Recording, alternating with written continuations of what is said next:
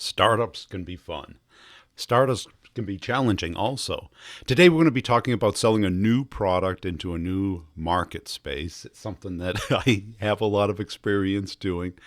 It can be fun and exciting, and there's a real nuance to it. You don't get any inbound. So, what happens when nothing comes in and you have to go find everything? And then everyone thinks that they're all set. That's the common thing. You describe what you do, and people will say, "Yep, we're all covered." This is one of the classic things that we're getting in Start the Conversation, Get the Meeting course. More on that later. But let's get into the interview. And if you're in the courses already, please try and make it to the office hours on Friday. If you can't, they're all recorded, put in the course. They're getting better and better. Every week, there's more engagement, more tough issues, more success stories. And it's a great way for you to kind of feel part of something in sales with zero judgment. You get to hear the challenges that everyone else is facing and how they're resolving them around the topics of starting conversations, getting meetings, and winning the complex sale. Also, check out our friends over at CoVideo. Video email is a great way to stay in touch with somebody, to communicate something visually, for people to see you and get a sense of who you are as a person. That's why they call us salespeople. That's why robocalls don't work. That's why spam doesn't work, is people want to communicate with other people. If they're going to communicate with a machine, they can do it themselves. So go to CoVideo, tell them you heard about it on the podcast. Let's get into the interview. I'll give everybody an update at the very end. Hey, Emily, welcome to the show. As a way of getting started, give us a little background on yourself. Awesome. Thank you, Brian. Really, really happy to be here. My name is Emily Libby, and I am located here in San Diego, California. I am originally from Boston, so where you are today. I was from a little bit up north, and gosh, I have been out here in San Diego for about 10 years, and have the pleasure of working for an incredible company called Payment Works. Yeah. That I'm in software sales, and I get to work with the western half of the country. So from the Is that Mississippi all? River on, that's all.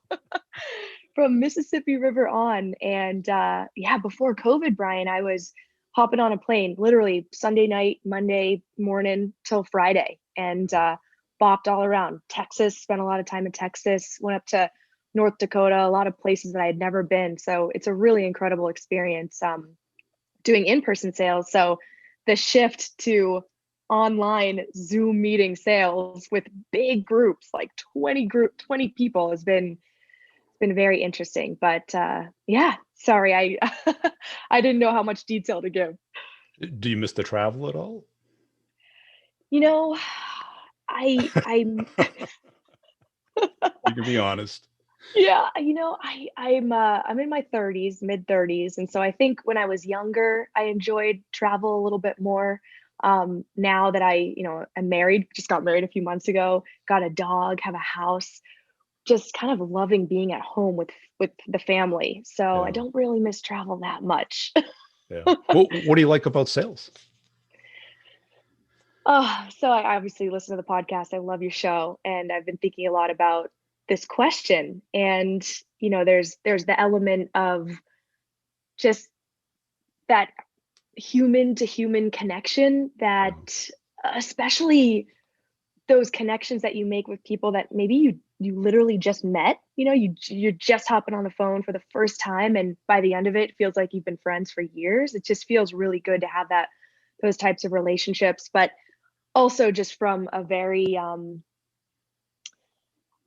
just from a very real level, I love the hunt. I yeah. love hunting. I love closing. I get so fired up when I get that yes after 20 demos, and the not right now. This is probably Not not an ready right easy now. product to sell, is it? I was checking out the site. Thank you for checking it out. So just out of curiosity, what do you think I sell? Uh, well, some way of assuring that the payments are auditable and legitimate before they're done. Did I get it? Way better than most people do. Okay, good. Yes. So it's so true. There's so much complexity with what I sell. And Yeah, there's so many people and players that would need to be involved with this type of sale because on the one hand, it's about making sure that the payees and vendors that a business such as I just brought on Brigham Young University out in Utah, right? Where ensuring that Brigham Young is onboarding payees and validating their identity, yeah, including bank account ownership and making sure that payment gets to the right place. So there's the people that are involved with the vendor onboarding, right? Is this a fit for them? Yes or no? The treasury department and finance department making sure those dollars get to the right place. It's the CFO and the IT staff making sure that this is a fit for their financial system. So it's a big, and I've heard you talk about this quite a bit, where it's not just an easy one person decision, it's a right. committee. And so I will say though, Brian, that although it is difficult and it is complex, I am so grateful to work for a company that I'm passionate about what I sell. I mean, I couldn't sell something that I wasn't passionate about. This is something that I know is solving such a huge problem. And we started out working with universities, right? Higher ed and their hospitals. They're getting hit with fraud constantly because so much information is public. Yeah. But now it seems like banks are even, experiencing fraud. They're looking for support. Um, as I mentioned, healthcare, just financial industry is a huge opportunity for us too, and state and local government. So it's really, I love it because I never walk away from a meeting where someone's like, this is cool, but not for me. I mean, it's for everyone. And it's, yeah, solving such a huge need. So And is there any inbound or is it all outbound? all outbound, Wow. all By outbound. you, Yes. or do you have a team or? So when I first started, I was probably employee 30 or so 2 years ago. I was the only sales rep overseeing the whole country. And we were really focused in higher ed. And then over the last year or so, we've hired two more sales reps. We have three total. And I'm overseeing half of the country, as I mentioned. Yeah. And I'm reaching out to universities, state and local government. So that's all outbound. And I do have a BDR now who's helping do that as well. Um, yeah, it's funny going back to the BDR days. Wow. So where would you start? Is it somewhere in the finance team, right? Is there someone who cares about this, who's assigned to it, or?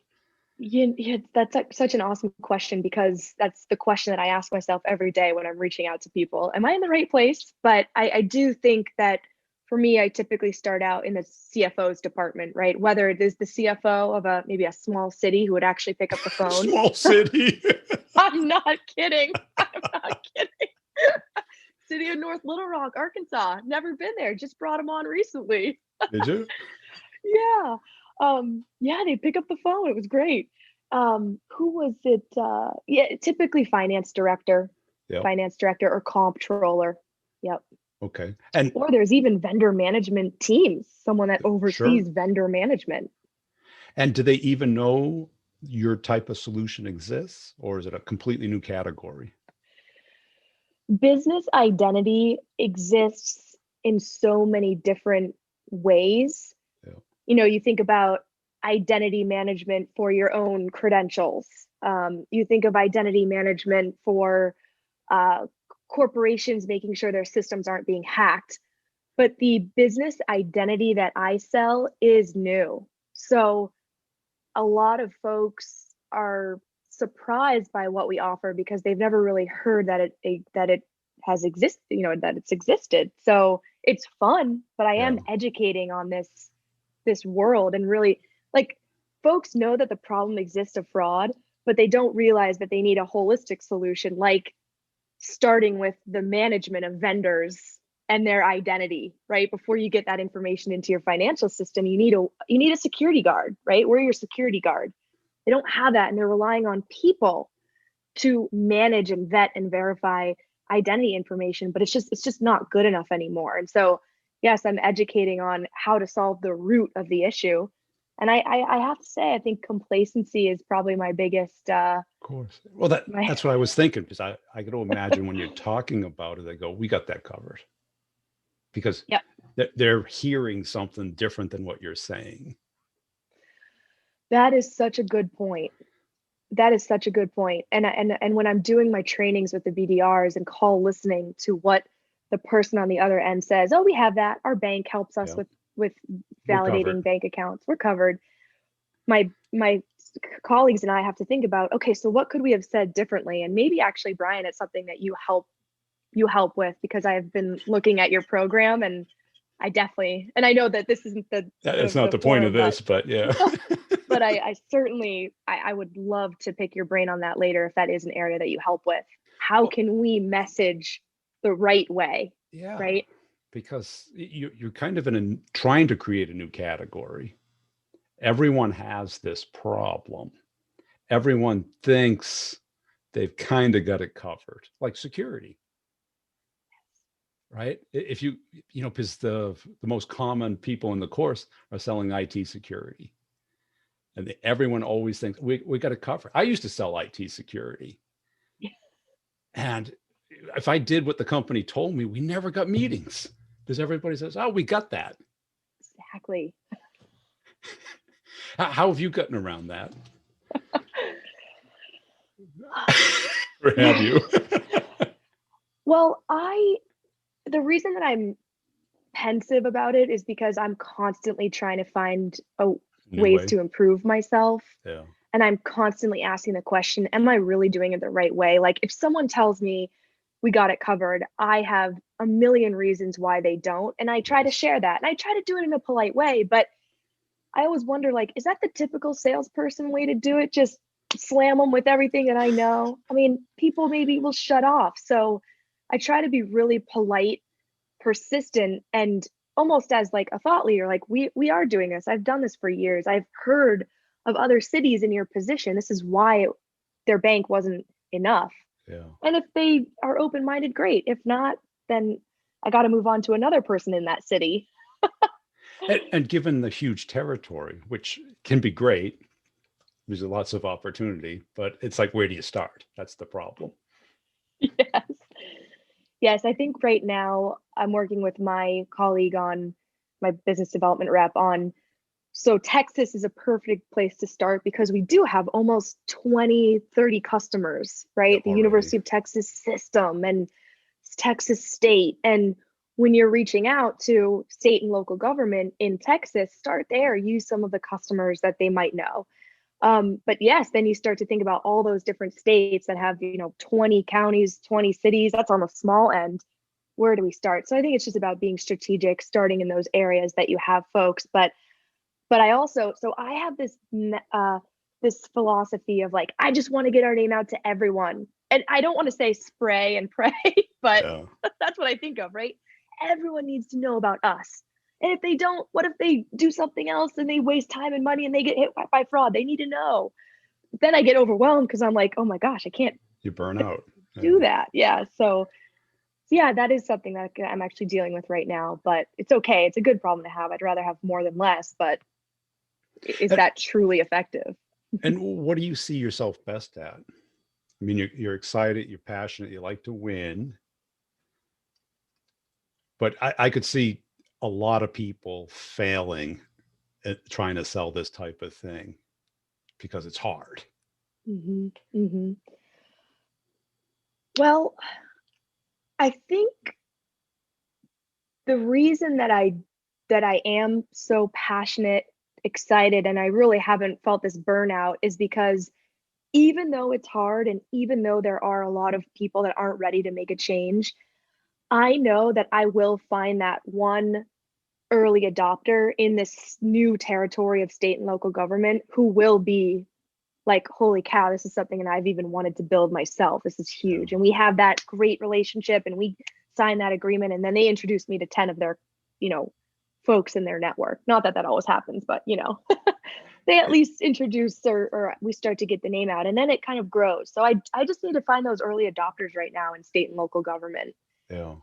And I do think, to answer your question about what I'm best at, I do think it's this notion of, I know that I am selling something that is so important that if you say no right now, you will be back. We will be talking next year, maybe 2 years, maybe 5 years for the state of Texas, and you will be a partner of ours. And is there something particular about state and local that fits your product well, or is it just where you feel comfortable? Or I'm using that as an example quite a bit because we have so much experience with state agencies, yeah, public agencies, universities in these states that, and quite honestly, our directive from, our CEO and board is to launch to new industries, right? yeah, New verticals. And we've had some great conversations with state, local government, and two new clients in state and local government. So we're kind of we naturally see this fit between universities, who are state agencies, and state and local government. They have the same problems. They have the same antiquated processes. So there is just this natural fit. okay, good. But they're also pretty hard, lethargic. They're sitting there with their pensions. Yeah. So they think in decades, not in quarters. They think in decades, yes. And when I'm trying to close deals by the end of this year, It's a it different doesn't really jive. model. It's so true. How do you keep the deal moving in this type of environment? Because their timelines, they're different. That's again something that I'd love to chat with you about offline. I've noticed I've noticed that you've talked about how to keep the momentum, Yeah, especially in the complex sale. I can do transactional sales all day. And quite honestly, I come from selling a very transactional product. I was selling nonprofit fundraising software that was, $3,000 a year, and boom, yeah, you're in, close it down in 30 days and move on, right? That was easy. This very is different. this is like, I'm talking about, I just won a deal that I'd been working for 2 years, and I didn't have the patience for that before. I've been growing patience. So I definitely always ask myself, am I doing a good enough job of including all the stakeholders and keeping it moving? I don't know. I mean, I certainly win. I'm a top performer, not to be boastful, but I know I can do it. But it's just, if I did it better, could I close even more? Could I Yeah. make double the income? Probably. Um, I am a persistent person, but I am polite. And sometimes I don't know if I could be maybe a little more of a challenger. Maybe that could help.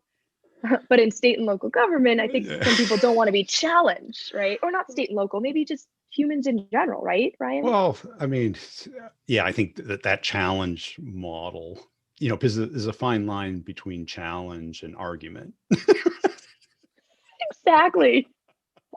right? Some we view it as challenging, they may view it as an argument Yeah, or yeah, being yeah. annoying or pushy. Exactly, pushy. So Yeah, to answer your question though, I do believe it is about asking the question, or sharing, what typically happens next, and then always having that next step booked. But when you have that person that says, well, listen, I need time to think about this and I will get back to you, yeah, that's where the gray area begins, and that's where I get stuck. And that's when deals get stuck for me. It's really hard. yeah. And people think of that as bad, but it's necessary in a complex sale. Like when you buy a house, unless you have to buy a house that day, you're not gonna buy the house that day. You're gonna That's very sleep on true. it. You're gonna circulate it around your friends. You are gonna think about it. Okay, So that makes me feel better. yeah, but it can be an excuse too. It can be because no Yeah, one likes to exactly. deliver bad news. Exactly. Yeah. And what separates you, or what are some of the epiphanies that you've discovered about selling through your career, especially going Mhm. from kind of a transactional sale, which you did really well at, Thank you. to a complex sale, which is a whole different skill set? Definitely, definitely. Well, I think the core of my being, and quite honestly, I went to school to be a social worker. I I saw wanted to that. I Boy, wanted did to you. be my dad, jokes around. He's like, "You were this hippie up in Vermont, just, a vegetarian, just wanted to peace and love, and now you're this like capitalist meat eater." I'm like, "Dad, you're making me sound like I'm but it is funny. I have changed a lot. And quite honestly, Brian, I needed this for my self-esteem. Growing up, I didn't really feel like I knew what I wanted to do, or didn't really feel like I had anything that I was really good at. And so when Yeah. I first started my venture in sales and had, was part of the top of the leaderboard, that started driving this fire and this confidence that I never knew I had ever. And it feels really, really good. So I'd say confidence, but not losing that core, my soul being an empathetic person that wants to solve people's problems and wants to listen. Like, I can't tell you how many times when I'm training people to say, use the gosh darn mute button. This prospect is That's good talking to coaching. you.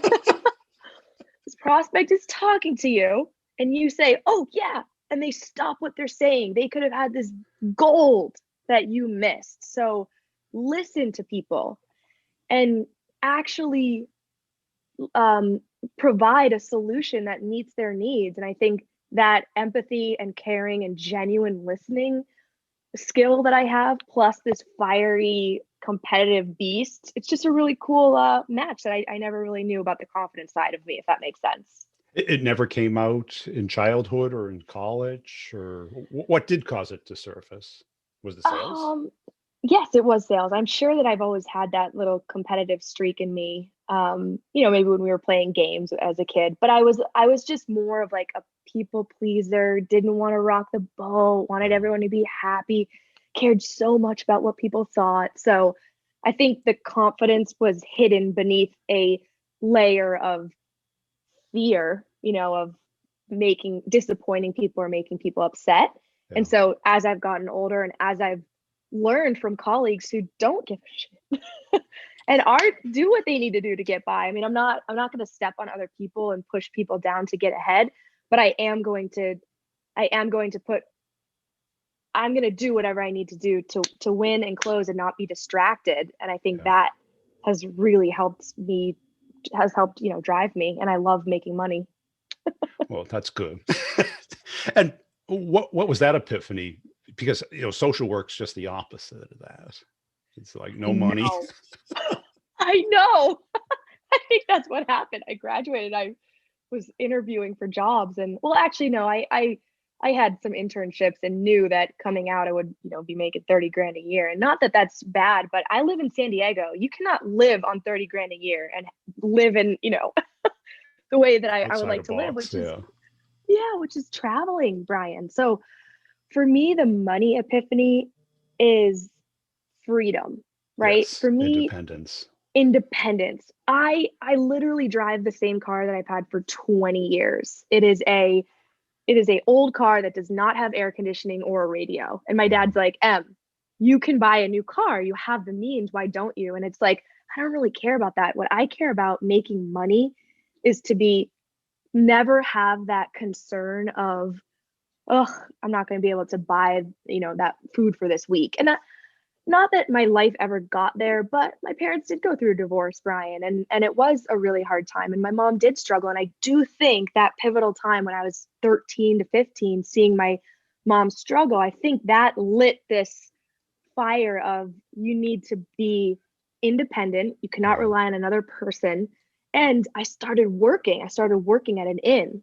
I was a housekeeper. It was a really beautiful inn, so it wasn't bad cleaning toilets. They were like Well, you nicer probably got toilets to than my own. see wealthy people, driving nice cars, having nice clothes. And I think too often people think that high income is about materialism, Exactly. and it's not Exactly. always. It's about independence, self-reliance, not having to worry. Exactly. That Yeah. that's truly what it's about. Truly. And then the in was when I was, 15, 16, got my permit or driver's license, had so much fun driving to work on my own. It just felt so good to be free and going there and then getting a paycheck every week. It just felt Yeah. so good. So I do think that even though it took me years to get into the sales that I'm in, software sales, it was at that 15-year-old point that I knew that I wanted to be financially independent. However, when I went to school, I I got a lot of help, and it made me want to be a social worker. So I've always had this kind of push pull where I want to give back and I want to help, but I also really want to um, be financially free. So yeah, I've it's been an interesting journey. And what was some of the, did you have to do any personality changes, any skill set changes getting into sales? Because some people aren't naturally good on the phone or in front of a crowd or giving a presentation to 20 people online. I know. Um, and may I ask, are you coming from the perspective of did I have to get training for it, or more just did I have Just to? comfortable with it because Yeah, you probably didn't do it in college. It's not something that just naturally comes up in life, especially 100. Go right. ahead. Yeah. So you either and next to death, public speaking is number two on fears. Oh my gosh, yes. Yeah. And I started Toastmasters, but I quit because I was so nervous about It's it. too scared.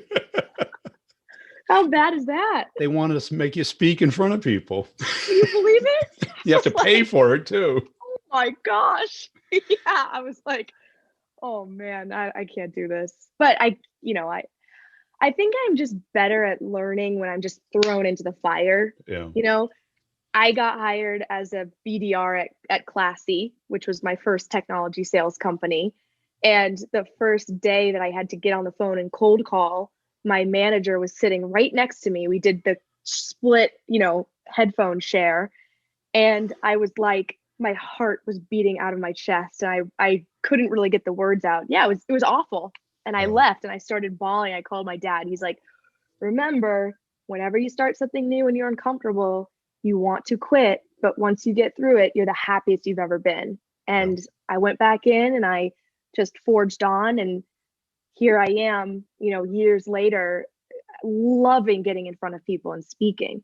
So I think it's just about if you're confident about what you're speaking about and you do believe in it, I think all the rest comes together and you just have to, I still sweat. I still get nervous. Yeah. And you always will. I mean, people think that it goes away. It diminishes and it changes and you get a different mindset about it. Yep. Because it sounds like now you have the mindset of I want to not wrestle, but intellectually get them to see the world my way. Yes, that's a great, yeah, way to describe it. And it's kind of like chess, where you're like, okay, let's have a strategy, a plan, and focus. Yep. And I think too many people think that there's just naturals out there. I really haven't met a cold calling natural. Really? People after a couple years are great on the phone and they Yeah. appear like a natural, but like day one, Yeah. You gotta build that muscle. yeah. I had a team that did it, and the manager would sit on the phone. It's like, no, no, no, let them go do it. Yeah, Go call your friends first and tell them about your job. Then call exactly. the inbounds. Get them used to talking on a phone with a stranger Exactly. and Exactly. just build up the confidence, because the worst thing is to be under a microscope with some script you've never done before and have someone hang up. Yes. The worst. The worst. Well, and now that you're developing your BDRs, what's your advice there? What works for you?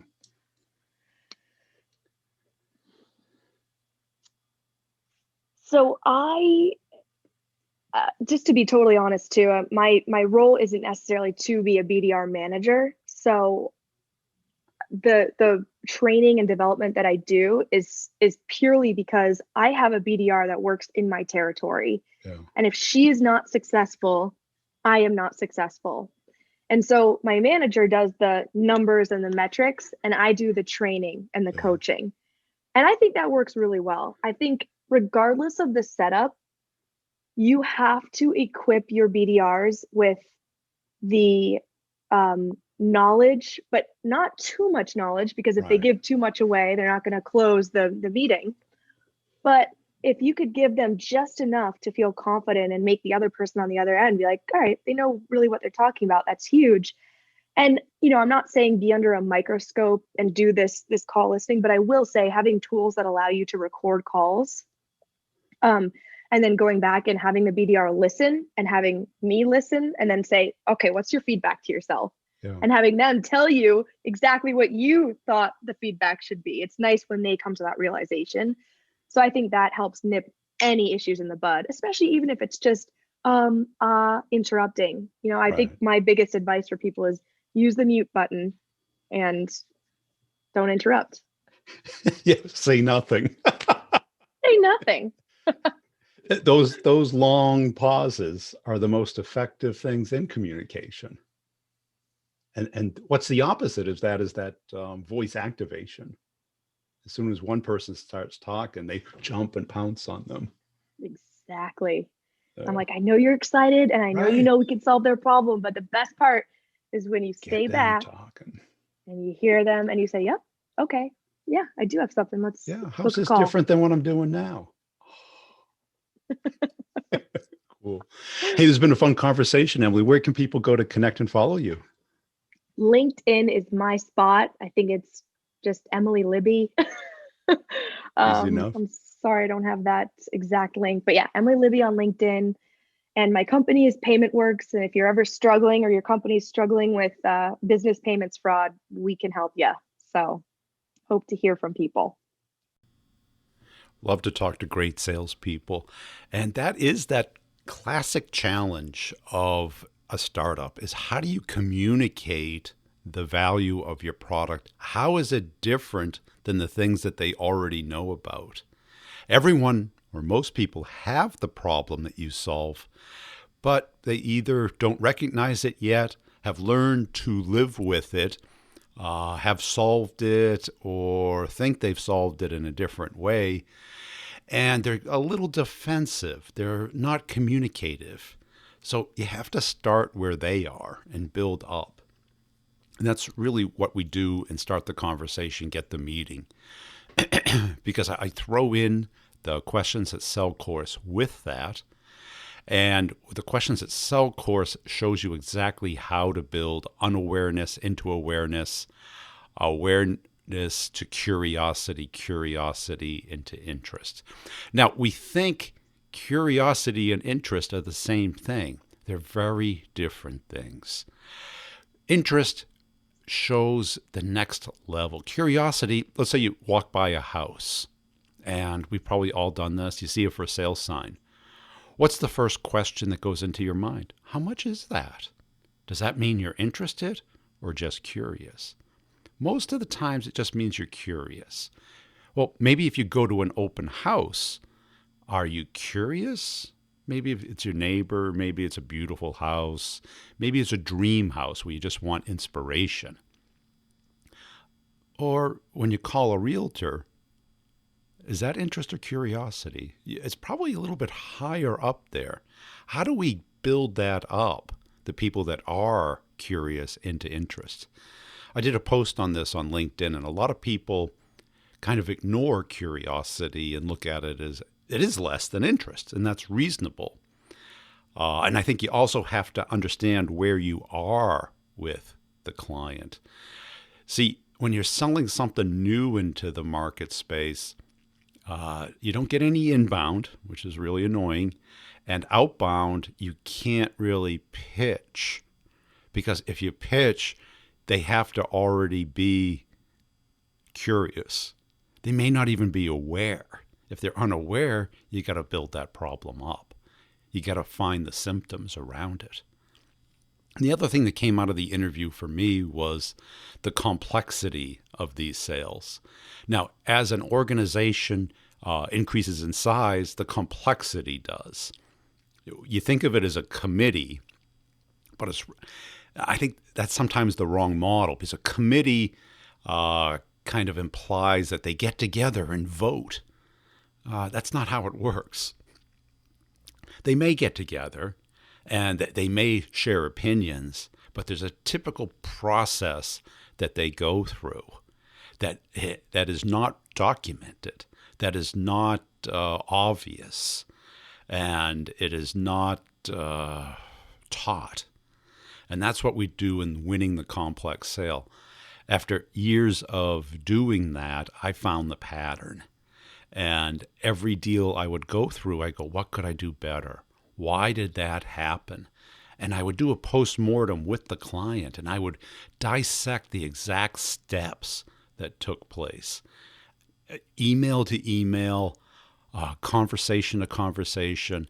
And what I found was there were certain tools and levers that, when applied at the right time, increased the deal likelihood by about 10x. And the more I did this, the pattern became very clear. And also the signals of when they weren't really committed to doing it. It might have been too early. The person I was working with did not have the political power. I could teach them the administrative steps, but I can't teach them the political power. That takes too long. That takes years sometimes to do. But the administrative steps are pretty consistent company to company.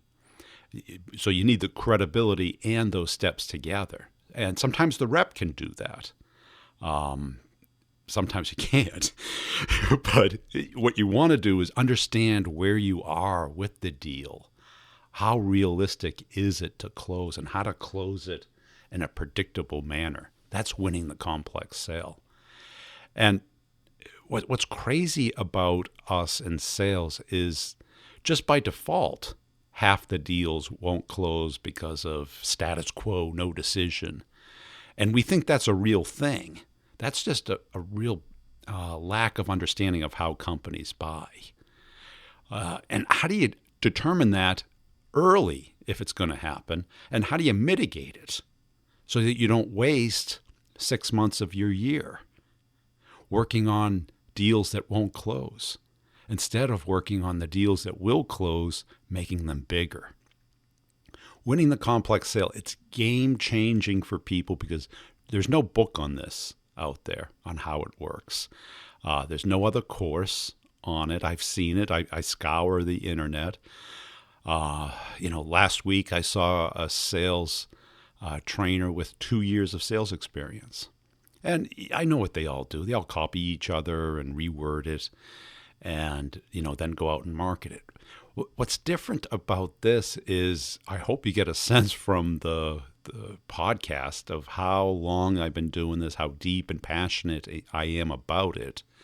And now that I've done it online, I don't think there's anybody in the world that has this level of content accessible, and somebody that you can speak to as part of the course. Because what I include in the course is one-on-ones. 30-minute Zoom call with me, applying the course to a particular deal or situation that will help you out. And we've got hours and hours of these in the course. And learning it is part of it. You got to do it and become better. People think that the knowing is the hard part. No, it's the doing. The doing is a lot like exercise. We all know what running looks like, and I bet 99% of you know how to run, but the doing the running is the hard part. But it's not like the cold calling stuff. It's more the smart stuff, doing it right, getting some feedback, anticipation. And if you can really close the deals that are real, you're going to save half your year. What's that worth to you? Take your income and say half. And you can delay. Most people are delaying. But most people are not making the kind of money that they want. Most people are wasting half their year. Don't do it. It's your year. It's your life. Once time goes by, you don't get a credit. It's a zero-sum game on time. It's here and it's gone. So check out the courses at b2brevenue.com. Check out the other podcasts, Sales Questions, Brutally Honest Answers, the B2B Revenue Leadership Show, and the Sales Leadership Show. That's a lot of shows. I'm busy over here. We'll see you next time. And if you like the podcast, tell a friend. If you see the content go by on LinkedIn, give it a little thumbs up, a little comment, a little share. And check out the YouTube channel. We'll see you next time.